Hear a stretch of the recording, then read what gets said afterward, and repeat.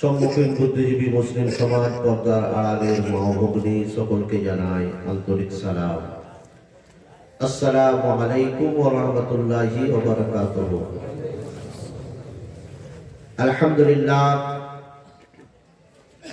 আলহামদুলিল্লাহিল্লাযী ফাদ্দালা রাসূলানা আলাল আলামিন জামিআ ওয়া আকামাহু ইয়াওমাল কিয়ামাতি লিল মুযরিবিনা আল মুতালাব্বিসিনা আল খাত্তাইনা আল হালিকিনা শাফিয়া। والصلاة والسلام على سيد المرسلين خاتم النبيين راحة العاشقين مراد المستقين انس الغالبين شمس العارفين سراج السالكين مصباح المقربين نبينا الحرمين امام القبلتين سيدنا وحبيبنا ومحبوبنا ومحبوب ربنا ومطلوبنا ومقصودنا وموجودنا وشفيعنا وشفيع ذنوبنا وشفائنا وشفاء صدورنا وطبيبنا وطبيب قلوبنا ونورنا ونور ربنا ونور ذات ربنا ونور صفات ربنا ونور قلوبنا ونور أجسادنا ونور أجسامنا ونور أرواحنا ونور قبورنا ونور عيوننا ونور بيوتنا ونور رؤوسنا سيدنا محمد رسول الله صلى الله تعالى عليه وآله وأصحابه أجمعين أما بعد فأعوذ بالله من الشيطان الرجيم بسم الله الرحمن الرحيم وما أرسلناك إلا رحمة للعالمين صدق الله العظيم وصدق رسوله النبي الأمين الأمين الكريم ونحن على ذلك لمن الشاهدين والشاكرين والحمد لله رب العالمين. أو كما قال الله تبارك وتعالى في كلامه المجيد وخطابه القديم في شأن رسوله وحبيبه ونبيه وأمينه الكريم إن الله وملائكته يصلون على النبي يا أيها الذين آمنوا صلوا عليه وسلموا تسليما اللهم صل على سيدنا مولانا محمد وعلى آل سيدنا مولانا محمد هاتني محشر كوثر پیالہ ہاتھ دیے محشر کوثر پیالہ পিপাসিত উম্মতীদের পিপাসিত উম্মতীদের পান করাবেন নবী রহমত আল্লাহুম্মা সাল্লি আলা সাইয়্যিদিনা মাওলানা মুহাম্মদ ওয়া আলা আলি সাইয়্যিদিনা মাওলানা মুহাম্মদ সাল্লাল্লাহু তাআলা আলাইহি ওয়াসাল্লাম। ব্রাদার ইসলাম, এই পাক এবং পবিত্র মজলিসে আপনারা দীর্ঘ সময় থেকে বসে আছেন। এই জান্নাতের বাগান যেখানে অফুরন্ত আল্লাহ পাকের রহমত বর্ষণ হচ্ছে, যেখানে শুধু আমরা একা নয়, আমাদের সাথে সাথে আল্লাহর রহমতের অগণিত ফেরেশতা এখানে উপস্থিত হয়ে আছেন, হাজির হয়ে আছেন।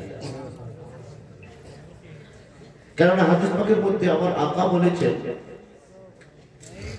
বিখ্যাত হাদিসের কিতাব মিশকাত শরীফ নম্বর 176 হাদিস নম্বর 2229 এর মধ্যে হাদিসটা লেখা, أنا أنس قال قال رسول الله صلى الله تعالى عليه وسلم وإذا مررتم برياض الجنة فارتقوا قالوا وما هو رياض الجنة يا رسول الله قال حلق الذكر رياض الجنة।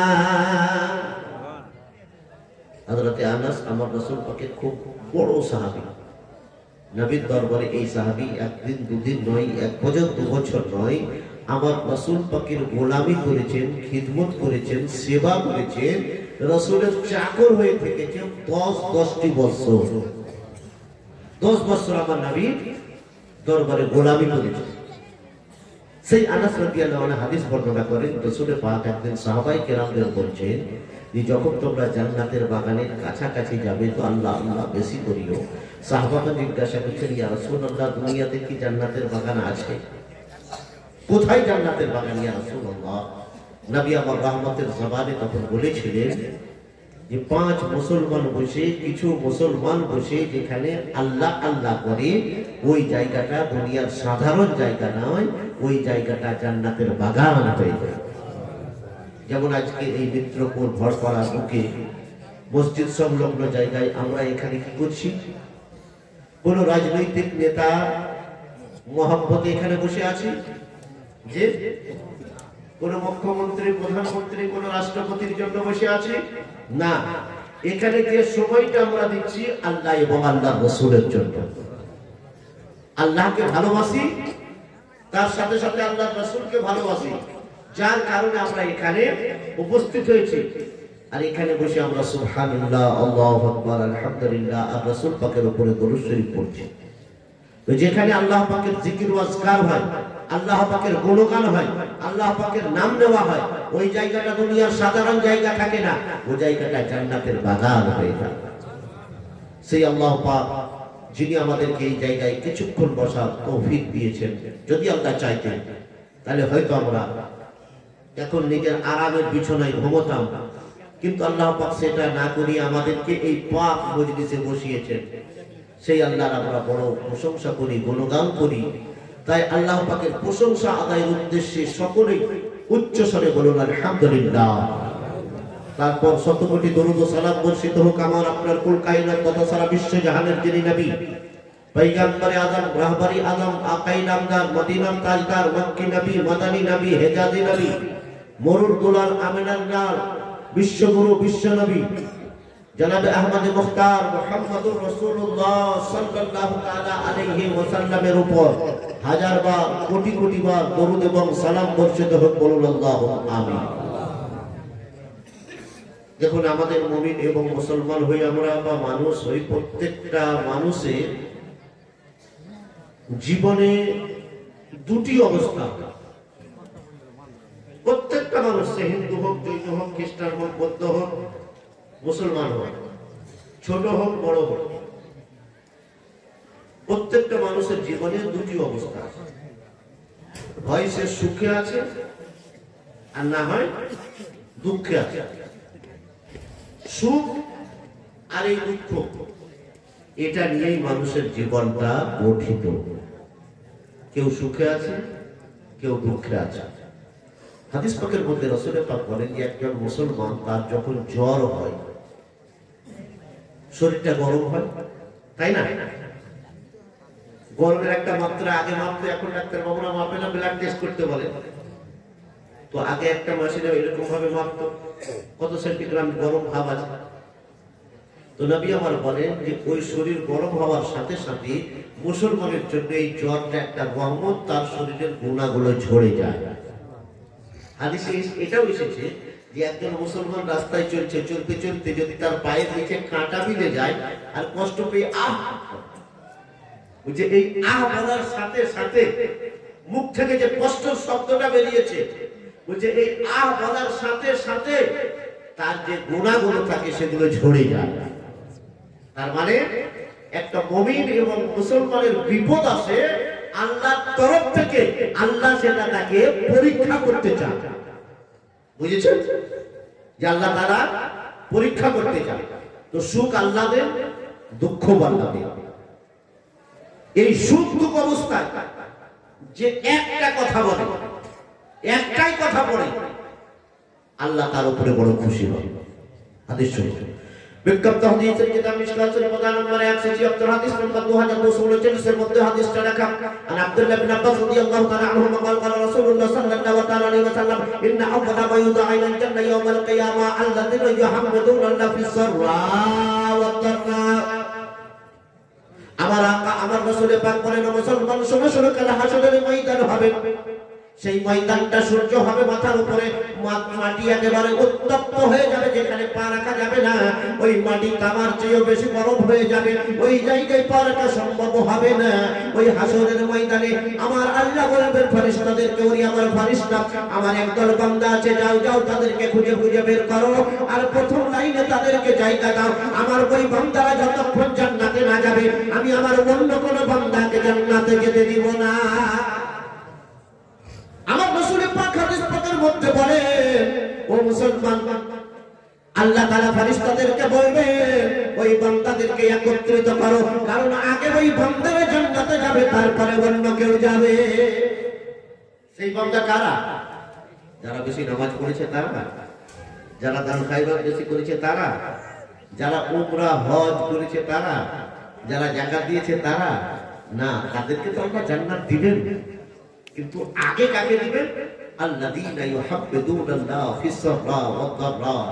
এই যে বললাম যে মানুষের জীবনে দুটো অবস্থা, সুখে আছি আলহামদুলিল্লাহ, দুঃখে আছি আলহামদুলিল্লাহ। সুখ আল্লাহর দান, দুঃখ আল্লাহর দান, আল্লাহ পরীক্ষার জন্য এটা নেন। এই প্রত্যেক অবস্থায় যে আল্লাহর গুণগান করে, অর্থাৎ আল্লাহ যাতে রাজি। আমার 25 বছরের ছেলে আমার চোখের সামনে মরে গেল, আচ্ছা আমি খুব মাথা থাপড়ালাম, খুব মাথায় মারলাম, বুকে মারলাম, খুব চিৎকার করে কান্না করলাম, ছেলেটা জীবিত হবে? হবে? হবে না। এই যে আমি বেসবরিটা, অধৈর্যটা প্রকাশ করলাম, তার কারণে আমি আল্লাহর পরীক্ষায় ফেল হয়ে গেলাম।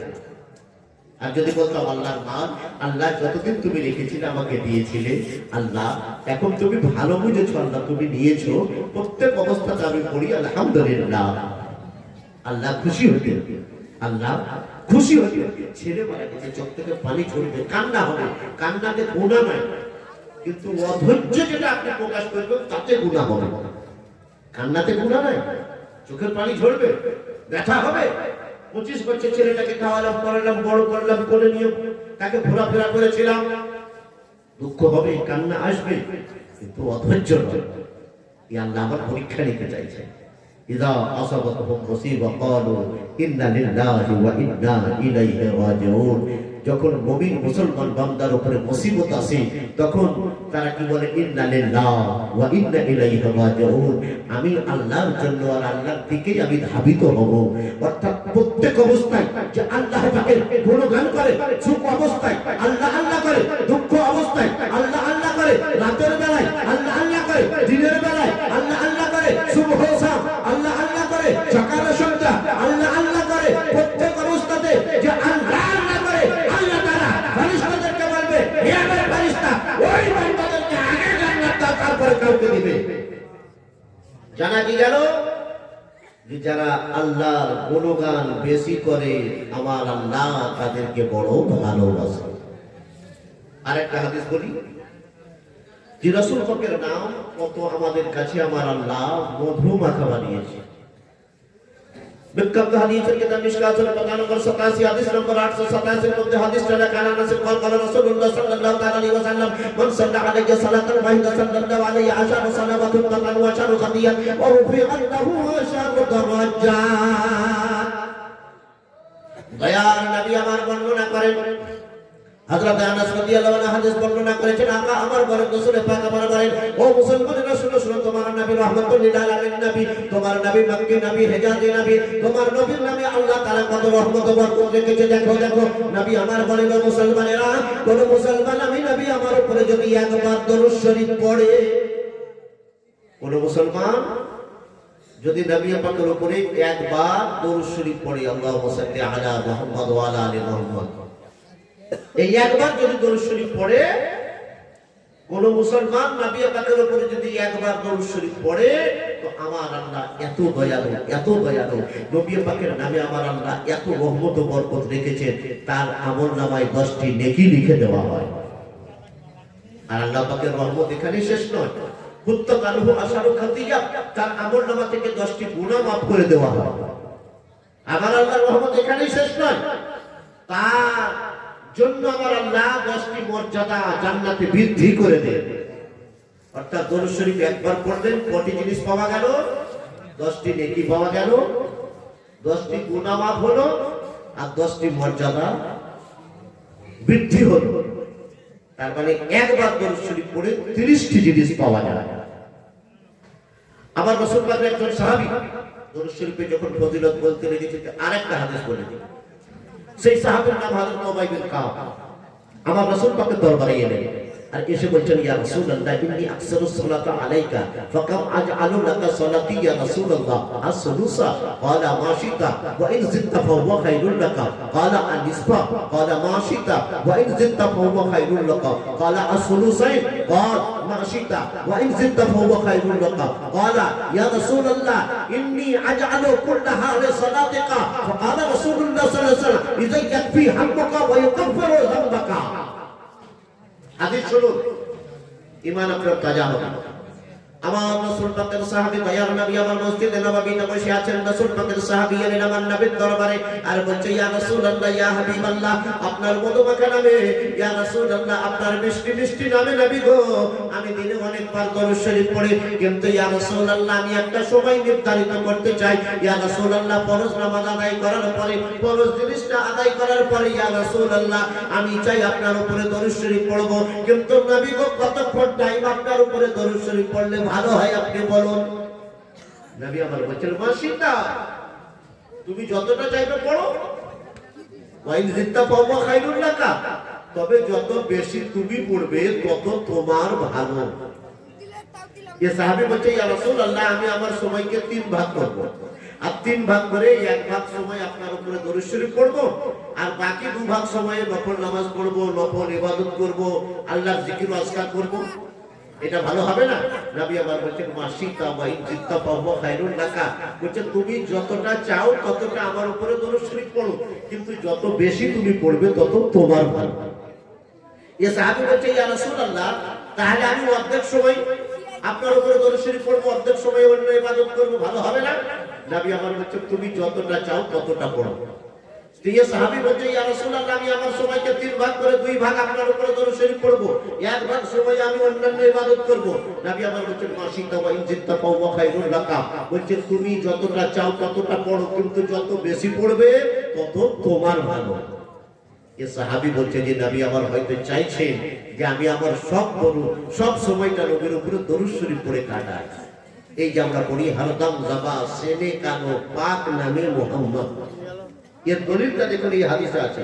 হাদিসটা আছে মিশকাত শরীফ পাতা নম্বর 92, হাদিস নম্বর 892 এর মধ্যে হাদিসটা লেখা। বুখারী শরীফের মধ্যে এই হাদিসটা আছে, মিশকাত শরীফের মধ্যে এই হাদিসটা আছে, মুসলিম শরীফের মধ্যে এই হাদিসটা আছে।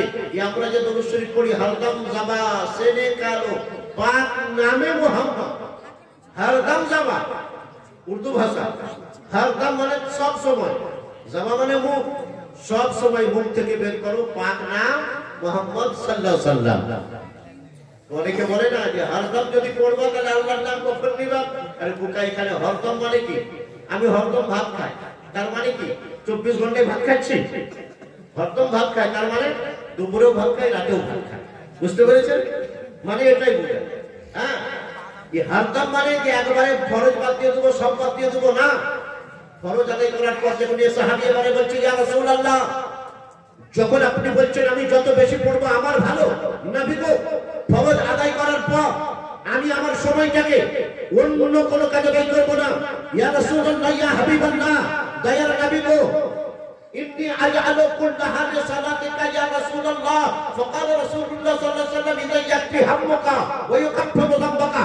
নবী আমারে বলেন, ও আমার সাহাবা শোনো, তুমি যদি হরদম নবীর উপরে দরুদ শরীফ পড়ো, সুবহ শাম নবীর উপরে দরুদ শরীফ পড়ো, সন্ধ্যা রাত্রে নবীর উপরে দরুদ শরীফ পড়ো, সকাল সন্ধ্যায় নবীর উপরে দরুদ শরীফ পড়ো, দিন ও রাতে নবীর উপরে দরুদ শরীফ পড়ো, জোহর আসরের পরে নবীর উপরে দরুদ শরীফ পড়ো।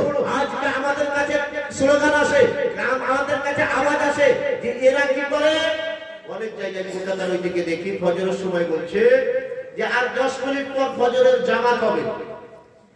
বুঝছেন? বলছে আর 10 মিনিট পর ফজরের জামাত হবে, যারা এখনো ওঠেননি উঠে যান। এটা অন্য মসজিদ থেকে আওয়াজ আসছে। আর যারা হলো টানাটান আহলে সুন্নাত ওয়াল জামাত আলা হযরতকে মানে, আউলিয়ায়ে কেরামকে মানে, তাদের মসজিদ থেকে আওয়াজ আসছে আসসালাতু ওয়াসসালামু আলাইকা ইয়া রাসূলুল্লাহ, আসসালাতু ওয়াসসালামু আলাইকা ইয়া হাবিবাল্লাহ। আর মানুষকে বুঝাতে চাইছে যে আর 5 থেকে 10 মিনিট পর জামাতটা হবে। অর্থাৎ মানুষকে বুঝিয়েও দিলাম যে এসো এবারে জামাতের সময় হলো, আর নবীর শানে দরুদ ও সালাম পড়াও হয়ে গেল। কোনটা ভালো? হ্যাঁ, ওরা বলছে আর 10 মিনিট পর জামাত হবে, এ দরুদ ও সালাম পেল না। আর আমরা আজানের পর 10 মিনিট আগে জামাতের বা 5 মিনিট আগে মানুষকে বলে দিয়েছি যে 5 মিনিট আগে বা 10 মিনিট আগে সালাত হবে। বিভিন্ন জায়গায় হয় না, সুন্নি মসজিদে ওদের আবার খুঁজলি হয়। নবীর নাম শুনে যাদের খুঁজলি হবে জানবেন যে তারা নবীর দুশমন। খুঁজলি জানেন তো চুলকে? হ্যাঁ, খুঁজলি আবার দু ধরনের হয়, একটা পচড়া আর একটা শুকনা। হ্যাঁ, পচড়া খুঁজলি একটা শুকনা খুঁজলি, এরাও দুই ধরনের আছে, এখানে হাত বাঁধা আর কিছু এখানে হাত বাঁধা। হ্যাঁ, পচড়া খিচড়ি, হ্যাঁ এটা হলো একবারে পচড়া। আর এইখানে যারা হাত বাঁধে আমাদের মধ্যে নামাজ পড়ে আমাদেরকে বিভ্রান্ত করার জন্য, এরা হলো শুকনা। বুঝতে পারছেন? এই খুঁজলি আবার দুই ধরনের এরাও আছে। এদের মূল সংগঠন সেই ওয়াহাবি, সৌদিয়া, সেই ওয়াহাবি সরকার থেকে টাকা এসে সবই এদের উন্নতি লাভ। বুঝতে পেরেছেন? এরা আমাদের উপরে বিদ্রুপ করে, আমরা ওদের উপরে বিদ্রুপ করতে চাই না। বলে দেখো এরা আবার আজানের আগে নবীর নাম নিচ্ছে, নামাজের আগে নবীর নাম নিচ্ছে। আরে নবী তো নবী ওয়ালা মুসলমান, আমরা আমাদের জান প্রাণ ঈমান সব তো নবী, সব নবী। তো নবী নবী করবো না কেন? ये साहबी को বলছেন ইয়া রাসূলুল্লাহ, সকালে পড়বো আপনার নাম, সন্ধ্যায় পড়বো আপনার নাম, রাতে পড়বো আপনার নাম, দিনে পড়বো আপনার নাম, সুবহসা পড়বো আপনার নাম, মাঠে পড়বো আপনার নাম, ঘাটে পড়বো আপনার নাম। ইয়া রাসূলুল্লাহ ইন্নী আজআলু কুল্লা হাদা সালাতাকা, ইয়া রাসূলুল্লাহ ফরজ আদায় করার পরে যে সময়টা বাজবে নবী গো অন্য কোনো ইবাদত করব না, সমস্ত সময়টাই আমি আপনার উপরে দরুদ ও সালাত পড়ব। ये সাহাবীদের সুন্নাত। নবীর নাম বেশি বেশি নেওয়া সাহাবীদের সুন্নাত। নবী আমার বললেন না যে এটা বিদআত হয়ে যাবে, এটা করো না। নবী আমার বলছে এই আমলটা তুমি যদি করো তাহলে তোমার মনের চিন্তা দূর হয়ে যাবে, মনের অবসাদ দূর হয়ে যাবে, মনের কুচিন্তা দূর হয়ে যাবে, মনের দুশ্চিন্তা দূর হয়ে যাবে, তোমার টেনশন থেকে তুমি মুক্তি পেয়ে যাবে। ইযায়াকফি হাম্মুকা ওয়া ইয়াকাফিরু যামবাকা, তুমি চিন্তা মুক্ত হয়ে যাবে নবীর নাম নেওয়ার কারণে, আর তোমার গুনাহগুলো মাফ হয়ে যাবে, তুমি জান্নাতি হয়ে যাবে। সাহাবীকে নবী বললেন বেশি দরুদ শরীফ পড়তে গেলে চিন্তা মুক্ত হয় মানুষ, আর গুনাহ ঝরে যায়, জান্নাতি হয় মানুষ। তাহলে দরুদ শরীফের কি একটা বরকত পাওয়া গেল? খুব টেনশন আরম্ভ হয়ে গেছে আপনার, দরুদ শরীফ পড়ো, মনে শান্তি আসবে, আর কি হবে? গুনাহগুলোও ঝরে যাবে। তাই সেই নবীর শানে এমন ভাবে দরুদ শরীফ পড়ো। এই দরুদ শরীফ পড়বেন, তারপরে 2-4 লাইন নাতে রাসূল পাঠ করার পর ইনশাআল্লাহ সামান্য সময় আমি নেব, খুব বেশি সময় নেব না, কারণ রাত্রে অনেক হয়ে গেছে। কিছু মূল্যবান তথ্য আপনাদের সামনে তুলে ধরবো। একবারে এমন ভাবে দরুদ শরীফ পড়বেন যে আপনি থাকবেন মিত্রপুরের সরজমিনে, আমার মন যেন পৌঁছে যায় নবী পাকের মদিনাতুল মুনাওয়ারায়। আল্লাহুম্মা সাল্লি আলা সাইয়্যিদিনা মাওলানা মুহাম্মদ ওয়া আলা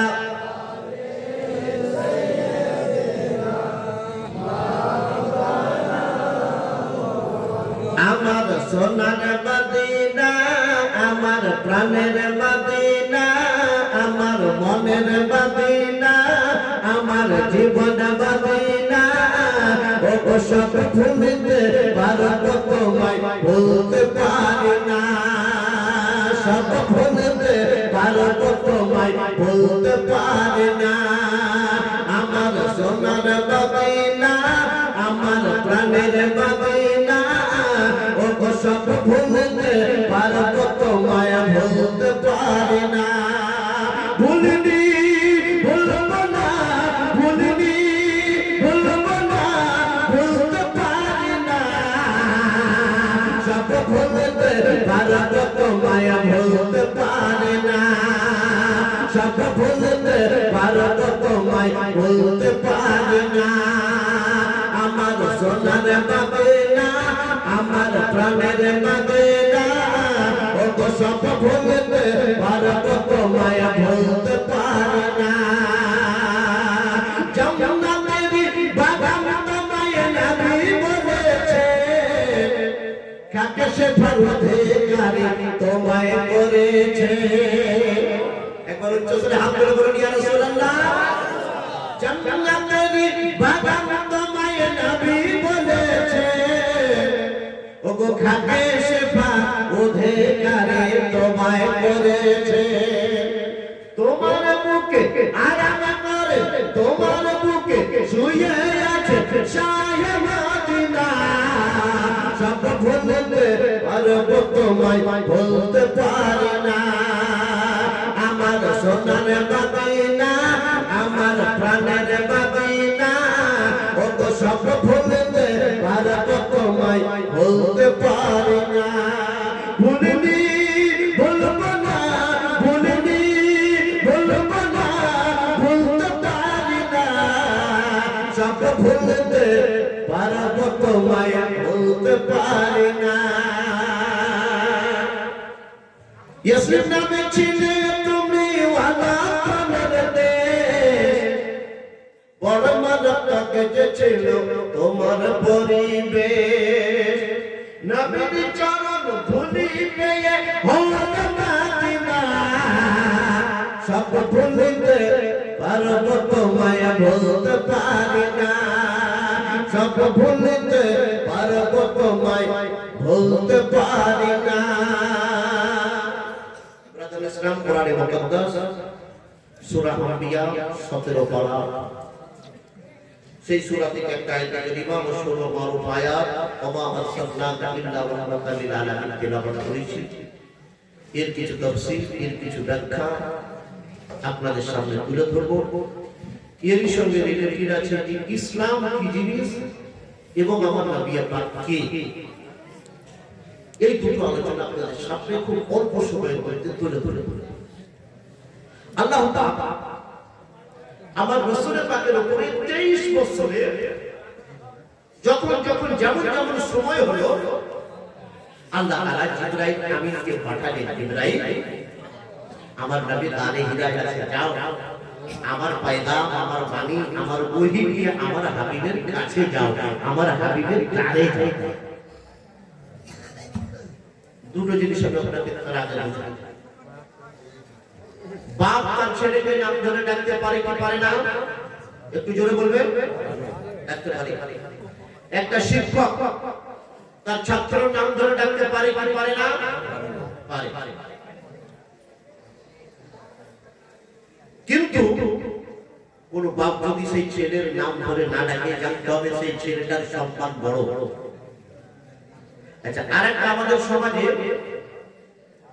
যারা শিক্ষিত ব্যক্তি হয় সম্মানীয় ব্যক্তি হয় তাকে তার উপাধি দিয়ে ডাকা হয় একটা উদাহরণ অনেক আছে পাড়ায় একটা উকিল সাহেব আছে সে কারো ছেলে তার কোনো নাম আছে মনে করেন তার নাম জাকির আছে হ্যাঁ খুব পাড়ার একটা বড় উকিল কলকাতা হাইকোর্টের অ্যাডভোকেট হয়েছে তো ওকে জাকির হোসেন আর কেউ বলবে না সবাই ওকে উকিল সাহেব বুঝতে পেরেছেন একটা ছেলে মাস্টার হয়েছে হ্যাঁ সে যে গ্রামে ছেলেকে পড়াইছে সেই গ্রামের লোকেরা তাকে তার নাম ধরে ডাকবে না কিন্তু মাস্টার মশাইয়ের নাম হচ্ছে আব্দুর রহমান তাকে কেউ আব্দুর রহমান বলে ডাকবে মাস্টার মশাই শুনুন মানে কি মাস্টার মশাই এটা তার উপাধি উকিল সাহেব তার উপাধি ইমাম সাহেবের পিছনে 5 ওয়াক্ত নামাজ পড়ছে ইমাম সাহেবের নাম আছে কিন্তু তার নাম ধরে ডাকছেন না মৌলানা সাহেব কারি সাহেব বা হাফিজ সাহেব বা মুফতি সাহেব বা ইমাম সাহেব বলে ডাকছেন তাই না সম্মানীয় ব্যক্তিকে তার উপাধি ধরে ডাকা যায়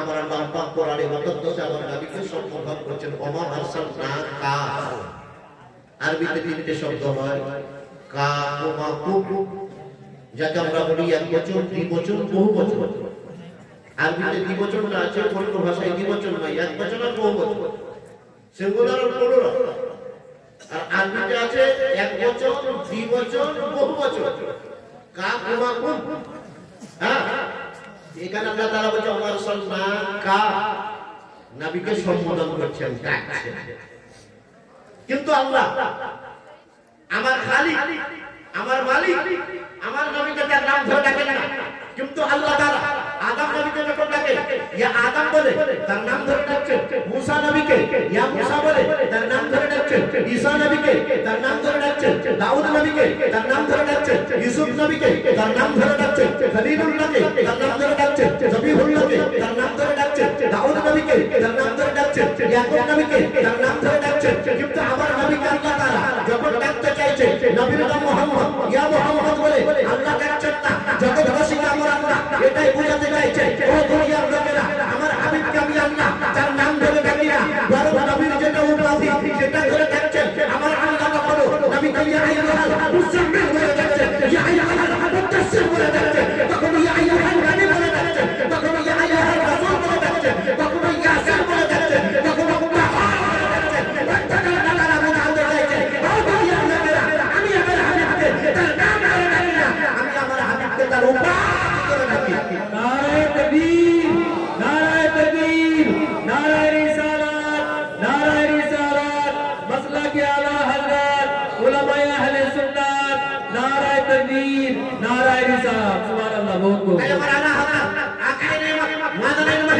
ইমামে আহলে সুন্নাত ইমামে ইসলাম মুহাম্মদ সারা জগৎ কে যিনি আমার রাসূলুল্লাহ মুহাম্মদের ভাই দিয়ে দিয়েছেন, সেই আল্লাহ আল্লাহ বলেন আল্লাহ আল্লাহ এই শানে মুস্তাফা, আল্লাহ আল্লাহ এই শানে মুস্তাফা, নাম বলে কোরআনে পুকারা জিকির জিসবে আমি বলতে কুরআন কোই ऐसा पारा।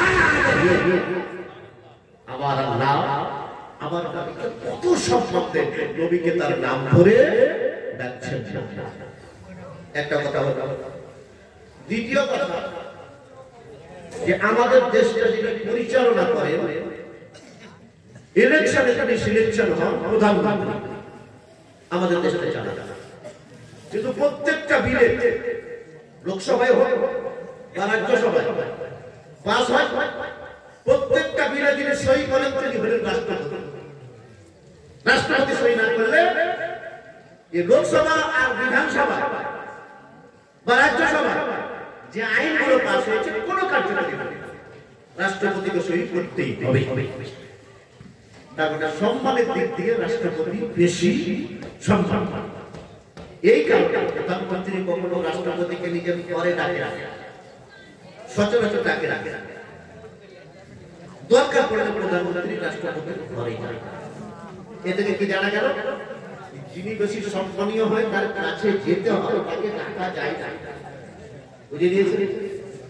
যিনি বেশি সম্মানীয় হয় তার কাছে যেতে হবে, তাকে ডাকা যায় না। হ্যাঁ, ডাকা যায়, তার জন্য বিশেষ ব্যবস্থা করতে হবে, ঘর পরিষ্কার করতে হবে, পতাকা লাগাতে হবে, গাড়ির ব্যবস্থা করতে হবে, লোকজন হাজির করতে হবে, বিশেষভাবে ডাকা লাগে, সবভাবে ডাকা। হ্যাঁ, আল্লাহ তাআলা আমার নবীকে কিতাব দিলেন কোরআনে পাক 30 পারা কোরআন।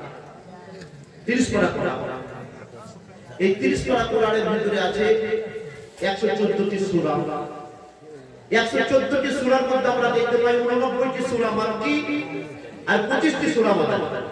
মাক্কি সূরা কাকে বলে? যতদিন নবী আমার মক্কা শরীফে ছিলেন, নিজের জন্মভূমিতে ছিলেন, আর কোরআন পাকের যে আয়াত বা সূরা এসেছে তাকে মাক্কি বলা হয়। নবী আমার যখন হিজরত করে মদিনা শরীফে গেলেন, আর মদিনা শরীফে যে কোরআন পাকের আয়াত বা সূরাগুলো নাযিল হলো তাকে মাদানী বলা হয়। প্রত্যেকটা সূরার উপরে দেখবেন বিসমিল্লাহির রহমানির রহিম লেখা, আর তার সাইডে ছোট করে লেখা হাদিহি সূরা মাক্কিয়াতুন অথবা লেখা হাদিহি সূরাতুন মাদানিয়া। এই সূরাটা মাক্কি অথবা লেখা এই সূরাটা মাদানী। তো মাক্কি সূরা কাকে বলে, মাদানী সূরা কাকে বলে বোঝা গেল? তার মানে নবী যতদিন মক্কায় ছিলেন কোরআন মক্কায় এসেছে, নবী যখন মদিনায় এলেন কোরআন মদিনাতে আসতে লাগলো, তো মাদানী হয়ে গেল। এবারে যে জিনিসটা বলছিলাম যে আল্লাহ তাআলা মুসা নবীকেও কিতাব দিয়েছে, ঈসা নবীকেও কিতাব দিয়েছে, দাউদ নবীকেও কিতাব দিয়েছে। মুসা নবীকে দিলেন তাওরাত, দাউদ নবীকে দিলেন জবুর, আর ঈসা নবীকে দিলেন ইনজিল। বড় আসমানি কিতাব চারটি আর কোরআনে পাক, তাওরাত, জবুর, ইনজিল আর কোরআন। তো মুসা আলাইহিস সালাম আল্লাহ তাআলা যখন কিতাব দিয়েছে, তো বলছে পয়গম্বর মুসা নিজের বাড়িতে থেকে কিতাব পাওয়া যাবে না, নিজের শহরে থেকে কিতাব পাওয়া যাবে না, নিজের খানকানে থেকে কিতাব পাওয়া যাবে না, নিজের দরজায় থেকে কিতাব পাওয়া যাবে না, নিজের ঘরে থেকে কিতাব পাওয়া যাবে না, নিজের শহরে থেকে কিতাব পাওয়া যাবে না। ও পয়গম্বর মুসা, কিতাব নিতে গেলে তোমাকে আসতে হবে নির্দিষ্ট জায়গা, সেই জায়গাটার নাম হলো তুর পাহাড়। এই তুর পাহাড়ে এসো, 40টি রাত্রের জন্য এসো, তোমাকে তাওরাত কিতাব দেওয়া হবে। আল্লাহ তাআলা মুসা নবীকে কিতাব দেওয়ার জন্য নির্দিষ্ট জায়গায় ডেকে পাঠাচ্ছেন, কিন্তু আমার হাবিবকে যখন কোরআনে মুকাদ্দাস দিবেন, বলছে জিবরাইল শুনো শুনো, আমার হাবিব গানে হিরাতে, আমার কোরআন নিয়ে গানে হিরাতে চলে যাও। নবী সাফা মারওয়া পাহাড়ে কোরআন নিয়ে জিবরাইল সাফা মারওয়া পাহাড়ে, নবী মুজদালিফার ময়দানে জিবরাইল কোরআন নিয়ে মুজদালিফার ময়দানে, নবী আমার সাফা মারওয়া পাহাড়ে কোরআন জিবরাইলের কাছে, জিবরাইলের মাধ্যমে সাফা মারওয়া পাহাড়ে, নবী আমার উহুদ পাহাড়ে কোরআন চলে আসছে উহুদ পাহাড়ে, নবী আমার মুজদালিফার ময়দানে কোরআন মুজদালিফার ময়দানে, নবী আমার আরফার ময়দানে কোরআনে মুকাদ্দাস কে জিবরাইল আরফার ময়দানে, নবী আমার জমজমের কুয়ার কাছে কোরআনে মুকাদ্দাস কে জিবরাইল জমজমের কুয়ার কাছে, নবী আমার কাবা ঘরের ভিতরে কোরআনে মুকাদ্দাস চলে আসছে কাবা ঘরের ভিতরে, নবী আমার মা খাদিজাতুল কুবরার বাড়িতে কোরআনে মুকাদ্দাস চলে আসছে মা খাদিজাতুল কুবরার বাড়িতে। আবার নবী চলে গেলেন মদিনাতুল মুনাওয়ারা মসজিদে নববীতে কোরআন নিয়ে জিবরাইল মসজিদে নববীতে, নবী আমার মা ফাতেমার বাড়িতে কোরআন মা ফাতেমার বাড়িতে, নবী মা আয়েশার বাড়িতে কোরআনে মুকাদ্দাস মা আয়েশার বাড়িতে, নবী খাইবারের ময়দানে কোরআন খাইবারের ময়দানে, নবী আছেন বদরের যুদ্ধে কোরআন বদরের যুদ্ধে, নবী আছেন মদিনার রাস্তায় কোরআন মদিনার রাস্তায়। আমার নবী একটা সরকারের সরকারিতে বললেন নবী বলবা কোরআন চলে নবী নবী নাই তো কোরআন চলে যাবে, নবী দরবার বাড়ি না নবী মক্কায় তো কোরআন নবীর সম্মানার্থে জিবরাইলের দ্বারা চলে গেলেন মক্কা শরীফে। আবার নবী মদিনাতুল মুনাওয়ারা তো কোরআন মুকাদ্দাস জিবরাইলের মাধ্যমে চলে আসছে মদিনাতুল মুনাওয়ারা। সরকারি ওইখানে আসতে হয় তাকে ডাকা তো আল্লাহ ডাকছে লেখা রাখা মিরাজ শরীফের ডাকা, এসো হাবিব মিলিমনা আসে মোয়াল্লাই দুজনা, প্রেমের কথা প্রেমিক জানে ও সবাই জানে না। বিসমিল্লাহির রহমানির রহিম 24টি অক্ষর। এই বিসমিল্লাহ প্রত্যেক ভালো কাজের আগে পড়তে হয়, মন্দ কাজের আগে বিসমিল্লাহ পড়া যাবে না। লটারি কাটার আগে বিসমিল্লাহ পড়া যাবে না, চুরি করার আগে বিসমিল্লাহ পড়া যাবে না, ডাকাতি করার আগে বিসমিল্লাহ পড়া যাবে না। ও মুসলমান, প্রত্যেক ভালো কাজের আগে বিসমিল্লাহির রহমানির রহিম পড়তে গেলে বরকত হয়। কেবলমাত্র যখন মুরগি ছাগল গরু হালাল জিনিস জবাই করতে যাবে তখন বিসমিল্লাহ আল্লাহু আকবার পড়তে হবে। এখানে একটা ফতোয়া এসে যায়, জামাই এসে গেল, বাড়িতে কোনো পুরুষ মানুষ নাই, মেয়ে ছেলেরা আছে, এই মেয়ে ছেলেরা মুরগি জবাই করে জামাইকে খাওয়াতে পাবে কি পাবে না? যে একটা ফতোয়া জানার বিষয় আছে, বলবো ইনশাআল্লাহ। হ্যাঁ, তো বিসমিল্লাহির রহমানির রহিম 19টি অক্ষর। আর দিনে আমাদের উপরে কত ওয়াক্তের নামাজ ফরজ কেউ বলতে পারে? 5 ওয়াক্ত নামাজ। 19 আর 5 কত হয়? 19 আর 5 রাত দিনে 9 ঘন্টা 24 ঘন্টা। আপনি যদি বেশিরভাগ সময়টা বিসমিল্লাহ পড়ে অতিবাহিত করেন, বিসমিল্লাহর এক একটা অক্ষর এক একটা ঘন্টা ইবাদতে লিপ্ত হয়ে যাবে। এক একটা অক্ষর আপনাকে এক একটা ঘন্টা ইবাদতে লিপ্ত করে দিবে। 19টি ঘন্টা বিসমিল্লাহতে লিপ্ত থাকলেন আর 5 ওয়াক্ত নামাজে 5 ঘন্টা ইবাদতে থাকলেন, 24টি ঘন্টা আপনি আল্লাহর ইবাদতে থাকতে পারবেন। এই বিসমিল্লাহর বরকত। আর হাদিস পাকের মধ্যে বলা হয়েছে কেউ যদি আল্লাহর ইবাদত করতে করতে মারা যায় তাহলে সে জান্নাতি, সে শহীদের মর্যাদা পেবে। ভালো কাজের আগে বিসমিল্লাহ পড়বেন, উঠতে বসতে চলতে ফিরতে বিসমিল্লাহির রহমানির রহিম পড়বেন আর 5 ওয়াক্ত নামাজ পড়বেন, তাহলে 24টি ঘন্টা আপনি আল্লাহর ইবাদতে থাকবেন।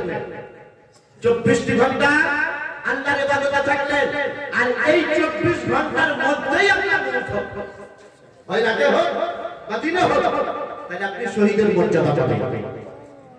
বদরের যুদ্ধে, উহুদের যুদ্ধে, কারবালা প্রান্তরে যারা শাহাদাত বরণ করা হয়েছেন তারা হলেন হাকিকি শহীদ। ওনাদের গোসল দেওয়া হবে না, ওনাদেরকে কাপড় পরা হবে না, যে কাপড় পরে আছে ওতেই আল্লাহর দরবারে যাবে, কারণ ওই ওদের রক্তমাখা কাপড়টা, ওদের রক্তমাখা দেহটা আল্লাহ দেখতে বড় ভালোবাসবেন। শহীদদেরকে গোসল দিতে হয় না, কিন্তু যারা শহীদের মর্যাদা পায় তাদেরকে কাফন দিতে হয়, গোসলও করতে হয়, কিন্তু মর্যাদার দিক দিয়ে শহীদ হয়েছে এই কারণে তাদের কবরের হিসাব হবে না, কাল হাসরের মাঠে হিসাব হবে না, তারা বেহিসাব জান্নাতি হয়ে যাবে। এই শহীদ কারা কারা হয়? রমজান মাসে যারা মারা যায় শহীদের মর্যাদা পায়। জুম্মার রাত্রে বা দিনে মারা যায় শহীদের মর্যাদা পায়। পেটে রসুল যে মুসলমান মারা যায় সে শহীদের মর্যাদা পায়। সাপ দংশন করলে কেউ যদি মারা যায় শহীদের মর্যাদা পাবে। কাজ করে কেউ মারা গেল শহীদের মর্যাদা পাবে। রাস্তায় অ্যাক্সিডেন্ট হয়ে পড়ে মুসলমান মারা গেল শহীদের মর্যাদা পাবে। পানিতে ডুবে মারা গেল শহীদের মর্যাদা পাবে। প্রত্যেক রাতে সূরা মুলক পড়ে সে মারা গেল শহীদের মর্যাদা পাবে। আল্লাহ আল্লাহ মা বাবার খিদমত করতে করতে কেউ মারা গেল শহীদের মর্যাদা পাবে। মাদ্রাসার তালিম পড়তে পড়তে মারা গেল শহীদের মর্যাদা পাবে। আলেমে দ্বীনের মসজিদে খিদমত করতে করতে মারা গেল শহীদের মর্যাদা পাবে। মা বাবার সন্তান জন্ম দিতে মারা গেল শহীদের মর্যাদা পাবে। কোন সন্তানকে দুধ পান করে দিতে মারা গেল শহীদের মর্যাদা পাবে। এইরকম কিছু ব্যক্তি আছে যারা শাহাদাতে মর্যাদা পায়। আল্লাহর কাছে দোয়া করবেন, মরতে তো হবে কিন্তু আল্লাহ যেন ওই শহীদের মর্যাদাটা পায়। কম করে জুম্মার দিনে বা রোজার মাসে যেন মওত না হয়, যে এই দোয়া বেশি বেশি করা ভালো। তাছাড়া অন্যান্য যেন এইগুলো পেয়ে যায়, বাড়িতে বিবাহ হোক বা কোনো ইয়ে হোক অন্য হোক, বুঝতে পেরেছেন? মরতে তো হবে। আল্লাহু আকবার, আল্লাহু আকবার। কোরআনের মুকদ্দাস থেকে আয়াত কারিমা পড়েছি, তার উপরে আলোচনা রাখবো ইনশাআল্লাহ। তো কোরআনুল মুকদ্দাস কি কিতাব, আল্লাহু আকবার, আল্লাহু আকবার। 2018 সালে আমেরিকায় ইকোনমি ইয়ার বুক 2018 বলে খ্রিস্টানের একটা বই লিখল। সেই বইয়ের মধ্যে তারা একটা আশ্চর্য কথা লিখল, যেটা হয়তো আমরা অভিপ্রায় করতে পারি, কল্পনা করতে পারি এই কথাটা তারা লিখবে, কিন্তু তাদের মধ্যে কিছু জ্ঞানী গুণী আছে। কি লিখছে জানেন? বলছে, ও বিশ্ববাসী শুনো, সারা বিশ্বের বুকে যে কিতাবটা বেশি মানুষেরা পড়ে, সারা বিশ্বের বুকে যে কিতাবটা, যে গ্রন্থটা প্রেসে বেশি ছাপানো হয়, সেটা অন্য কোনো গ্রন্থ নয়, অন্য কোনো বই নয়, এটা হলো মুসলমানদের আল কোরআন। বুঝছো? সারা বিশ্বের বুকে যে কিতাবটা মানুষেরা বেশি পড়ে সেটা অন্য কোনো কিতাব নয়, সেটা হলো মুসলমানদের আল কোরআন। বুঝছো? সারা বিশ্বের বুকে মানুষেরা যে কিতাবটাকে ঘরে বেশি রাখে সেটা অন্য কোনো ধর্মগ্রন্থের কিতাব নয়, সেটা হলো মুসলমানদের আল কোরআন। আল্লাহ আল্লাহ, এই কোরআন সম্পর্কে তারা এইরকম অভিমত প্রকাশ করতে বাধ্য হয়ে যাচ্ছে। আর টরন্টো বিশ্ববিদ্যালয়ের বিখ্যাত দার্শনিক ডক্টর স্মিথ তিনি বলছেন, a book of poem, a code of law, a book of science, a book of common prayer, one in one. Doctor Smith Toronto বিশ্ববিদ্যালয়ের বিখ্যাত প্রফেসর, তিনি বলেন কোরআন যদি পড়ি তো মনে হয় যেন এ বুক অফ পোয়েম যেন কাব্যের বই, এ কোড অফ ল বুঝি এটা যেন আইনের বই, এটা সাহিত্যের বই, এটা ভূগোলের বই, বুঝি এটাকে যেদিক থেকে দেখি মনে হয় এটা যেন সেই বই। বুঝে হে কোরআন, আমি এটা বলতে বাধ্য হয়ে গেলে মানে অর্থাৎ কোরআন তোমার লেখকটা জানি না, নিশ্চয়ই তোমার এই লেখক দুনিয়ার কেন ব্যক্তি হতে পারে না, তোমার এই লেখক দুনিয়ার কেন মানুষ হতে পারে না, নিশ্চয় তুমি অবিনশ্বর আল্লাহ, অবিনশ্বর বাণী। এ কোরআন তোমার জন্য এটাই বলতে আমি বাধ্য হয়ে গেলাম, এ কোরআন তোমার মধ্যে সব আছে। এই জন্য আমরা বলি কোরআন কোন দার্শনিকের দর্শন নয়, কোরআন কোন বৈজ্ঞানিকের বিজ্ঞান নয়, কোরআন কোন কবি কাব্য নয়, কোরআন কোন গল্পবিদের গল্প নয়, কোরআন কোন ঐতিহাসিকের ইতিহাস নয়, কোরআন কোন ভৌগোলিকের ভূগোল নয়, কোরআন কোন মানুষের লেখনী নয়, কোরআন কোন লেখকের লেখনী নয়, কোরআন গালিলিও কোন থিওরির নাম নয়, কোরআন আইনস্টাইনের কোন বিজ্ঞানের শক্তির নাম নয়, কোরআন অবিনশ্বর বাণীর নাম।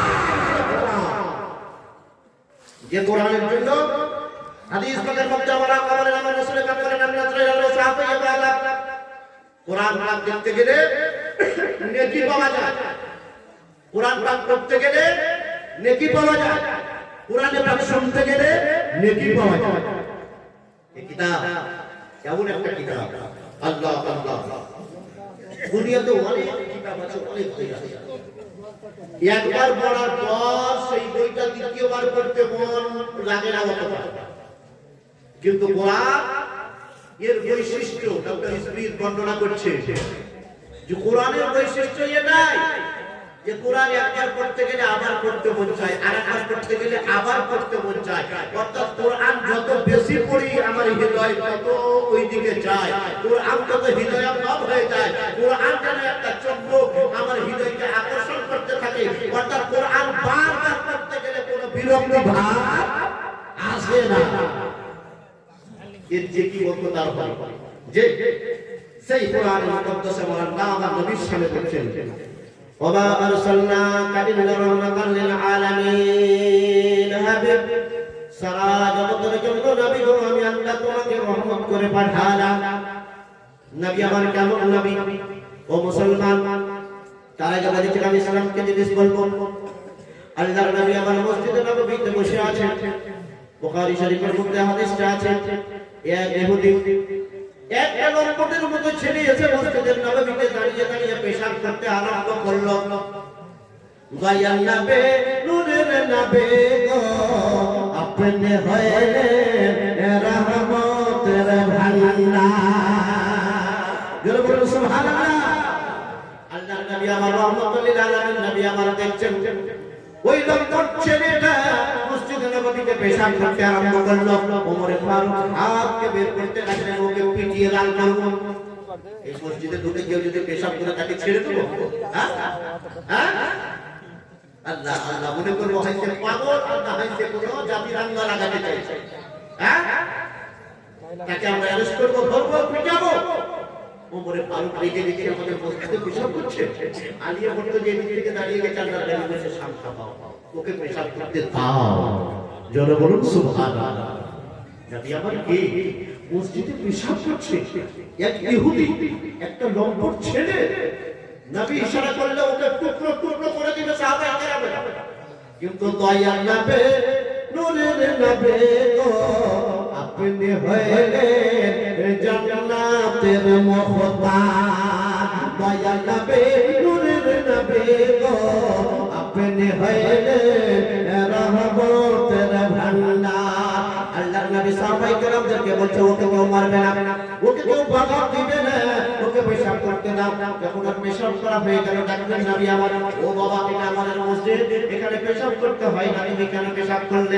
তুমি যেখানে খাও সেখানে পেশাব করো, তুমি যেখানে ঘুমাও সেখানে পেশাব করো।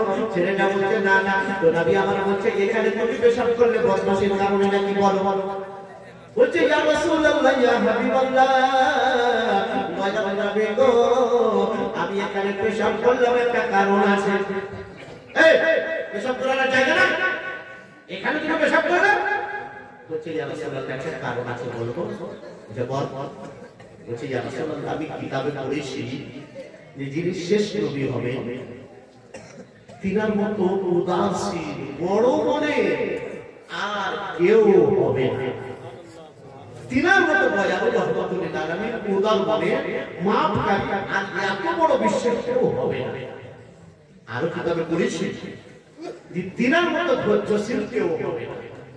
বলছি এই জিনিসটা দেখার জন্য আমি এই কাজটা করলাম। বুঝে দেখতে পেলে? বুঝে সব পেয়ে গিয়েছি। ইয়া রাসূলুল্লাহ আপনি কোন মিথ্যাবাদী নন, আপনি কোন ধোঁকাবাজ নন, আপনি কোন জাদুকর নন। ইয়া রাসূলুল্লাহ শরীর আপনার হাতে, সাহাবা আপনার হাতে, ক্ষমতা আপনার হাতে। নবী গো আপনি যদি চাইতেন আমাকে টুকরো টুকরো করতে পারতেন। আপনার উপাসনার আপনার মসজিদকে আমি নাপাক বানিয়ে দিয়েছি। নবী গো এখনো পর্যন্ত আপনি আমাকে মারেন নাই, আর আমার সাথে এখনো মানুষের মতো কথা বলছেন। ইয়া রাসূলুল্লাহ এ থেকে বোঝানি না দয়াল নবী গো আপনার মতো এইরকম দ্বিতীয় মানব আমার আল্লাহ আরে কাউকে বানান না। ইয়া রাসূলুল্লাহ ইয়া হাবিবাল্লাহ। আর দ্বিতীয় আপনার গুণ সেটা আমি দেখতে পেলাম। নবী গো আপনি এখনো ধৈর্য ধারণ করে আছেন আর আমাকে maaf করে দিয়েছেন। ইয়া রাসূলুল্লাহ ইয়া হাবিবাল্লাহ। না না না আমি আর ইহুদি থাকতে পারি না, আমি আর বেঈমান থাকতে পারি না, আমি আর বেঈমান থাকতে পারি না, আমি আর কাফের থাকতে পারি না। ইয়া রাসূলুল্লাহ আমাকে কলেমা পড়িয়ে মুসলমান বানিয়ে দে। এই জন্য তো বলি ইসলাম রিলিজিয়ন অফ পিস, শান্তির ধর্মের নাম ইসলাম। নবী আমার চাইলে ওকে টুকরো টুকরো করতে পারতেন, কিন্তু না, নিজের আদর্শ দেখালে যে একটা মুসলমানের আদর্শ এটা কেউ ভুল করলে তাকে মাফ করে দেয়।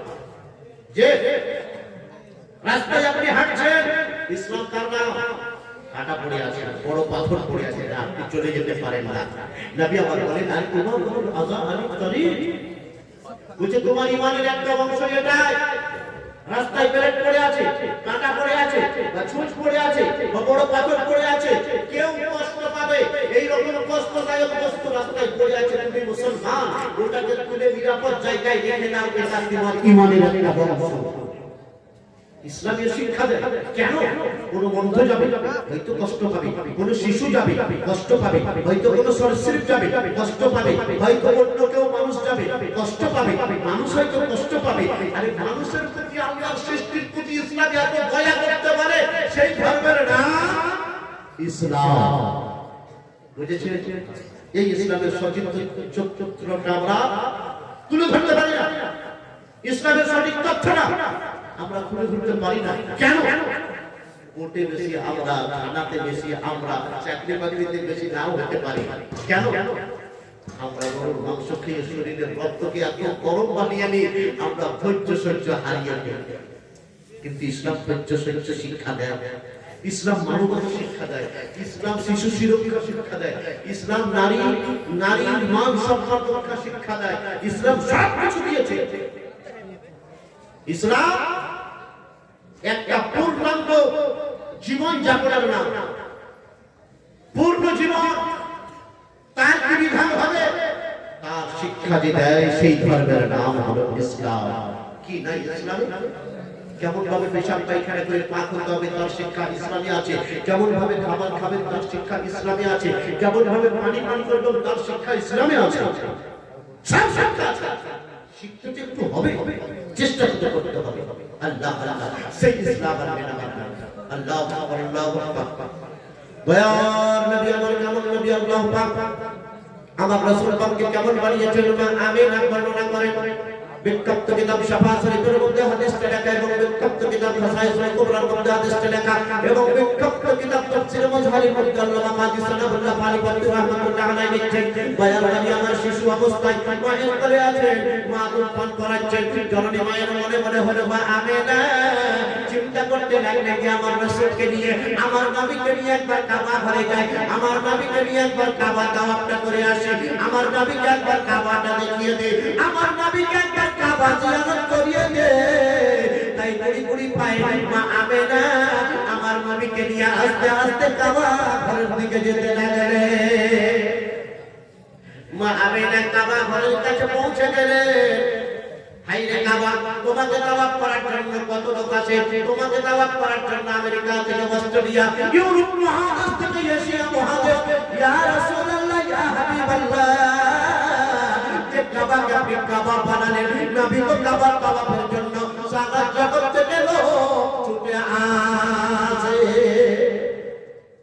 মা আমেনা সেই নবীকে নিয়ে গেছেন কাবার তাওয়াফ করাবেন বলে, কাবার জিয়ারত করাবেন বলে, কাবার সামনে গেছেন মা আমেনা।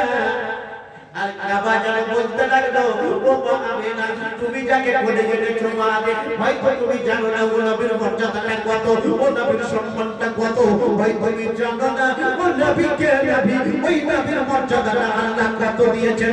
আমি কাবা হলাম, ও নবীর বরকতে আরশ আরশ হয়েছে, নবীর বরকতে লৌহ কলম হয়েছে, নবীর বরকতে চন্দ্র সূর্য হয়েছে, নবীর বরকতে আসমান হয়েছে, নবীর বরকতে সাত জমিন হয়েছে, নবীর বরকতে মা আমেনা সারা জগতের লোক এসে আমার তাওয়াফ করে। কিন্তু না না, আজ নবীকে আমাকে তাওয়াফ করতে হবে না, কারণ শিশু নবীকে নিয়ে তাওয়াফ তুমি করবে, তোমার কষ্ট হবে। নবী যদি আমাকে বলে কাবারে কেন তুমি এই রকম ভাবে মাকে কষ্ট দিলে, না না না মা আমেনা, মা আমেনা তুমি নিজের জায়গায় দাঁড়িয়ে যাও, আর আমি নবীকে সাতবার তাওয়াফ করে নেব। তোমার আল্লাহ আল্লাহ করেন আজিও এসা কারোজা দেখো, কাবা তো দেখ চুকে হো, কাবে কা কাবা দেখো। আর বাংলা করে কবি বলেন, কেউ বলেন নবী আমার গোলাপেরই ফুল, ও বলেন নবী আমার সোনারি পুতুল নই গো কাবা নই গো গোলাপ নই তো সোনা নুরুল্লাহ ইয়া মুস্তাফা মুজতাবা নবী সাল্লাল্লাহু আলাইহি ইয়া মুস্তাফা মুজতাবা নবী সাল্লাল্লাহু আলাইহি শাফায়াতের কান্দারি আমার রাসূলুল্লাহ ইয়া মুস্তাফা মুজতাবা নবী সাল্লাল্লাহু আলাইহি গোলাপ রাতে দে গোলাপের বাবা নবীজি আমার কাবা কাবা জোরে বলো সুবহানাল্লাহ গোলাপ রাতে দে গোলাপের বাবা নবীজি আমার কাবা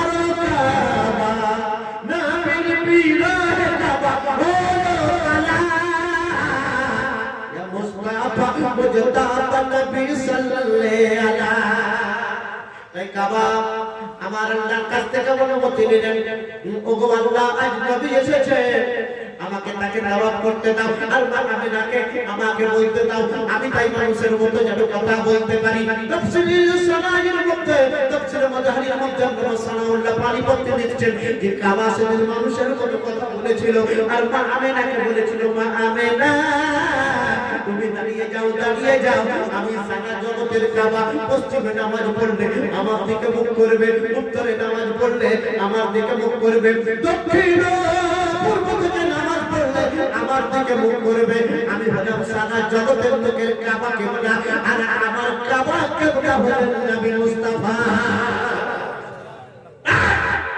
জগতের লোকেরা তো আমার তাওয়াফ করবে আর আমি নবী তাওয়াফ করব ইমামের একটা কথা আরেকটা কথা শাফা শরীফের কিতাব হাদিসের কিতাব সেই কিতাবের মধ্যে এটা লেখা আর এই আল্লামা কাজী সানাউল্লাহ পানি পড়তে রাহমাতুল্লাহ আলাইহি আরেকটা হাদিস লিখছেন যে তাই হালিমাকে জিজ্ঞাসা করেন তাই হালিমা আমার নবীর মা দুধ মা নিজের মা বর্ণনা দিলেন দুধ মা একটা বর্ণনা কারণ প্রত্যেকটা মানুষের বেশি পরিচয় তার নিজের লোক বেশি দিতে পারে দূরের লোকের চেয়ে বাপ মা শ্বশুর শাশুড়ি পাড়া প্রতিবেশী এরা ওই মানুষের পরিচয় বেশি ভালো দিতে পারে তাই হালিমা জিজ্ঞাসা তাই হালিমা তুমি আমার নবীকে কেমন দেখতে আল্লাহ আল্লাহ তাই হালিমা বলছে যে মা আমিনার কাছ থেকে বলে নিয়ে যখন আমি রাসূলের পাককে কাবা ঘরের কাছে গেলাম কাবা ঘরের কাছে তো কাবাকে দেখলাম কাবার নবীকে সালাম আসসালামু আসসালামু আলাইকা ইয়া রাসূলুল্লাহ আসসালামু আসসালামু আলাইকা ইয়া হাবিবাল্লাহ झूम कर करते थे काबा अस्सलातु वस्सलाम ऐ शहंशाह मदीना अस्सलातु वस्सलाम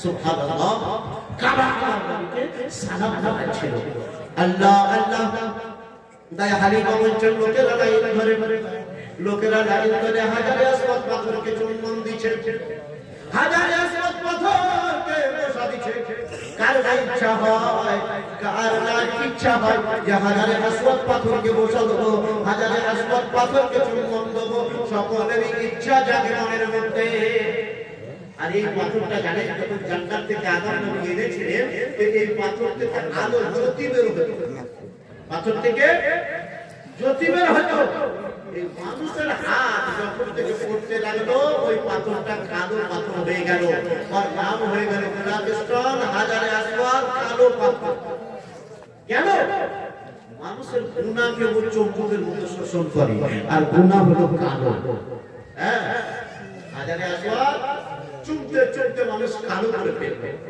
তো তাই হালিমা বর্ণনা করেন লোকেরা সবাই তাই হাজারে আসওয়াদকে চুম্বন দিয়েছে হ্যাঁ যাচ্ছে দিয়ে এসে গেছে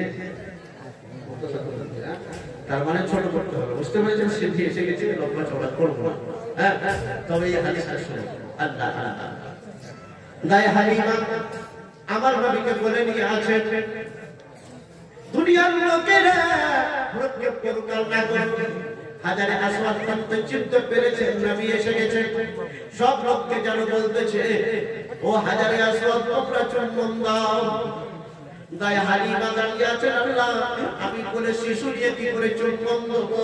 হাজারে আসওয়াদের কোনো পাখির মতো পাখনা নাই, হাজারে আসওয়াদের কোনো ডানা নাই, হাজারে আসওয়াদের এরোপ্লেনের মতো কোনো গতি নাই। হাজারে আসওয়াদ যেন আল্লাহর কাছে ফরিয়াদ করলো, আল্লাহ আজ তোমার হাবিবের মুখে যদি আমি নিজেকে লাগাতে না পারি, আমি নিজেকে ভণ্ড হতে পারবো না। আল্লাহ আমার ডানা না থাকলে কি হবে, আমার পাখনা না থাকলে কি হবে, আমার পাখনা থাকলে কি হবে?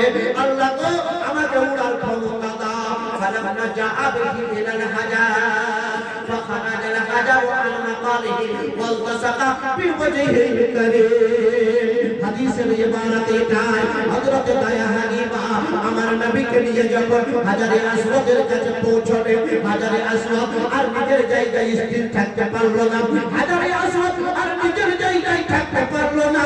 বিনা পাখনাতে বিনা ডানাতে উঠতে উঠতে আমার নবীজির মুখ মুবারকে চলে এলেন, আর নবীজির শরীর মুবারকে নবীজির মুখ মুবারকে চুম্বন দিতে লাগলো, আর জগৎকে বলতে লাগলো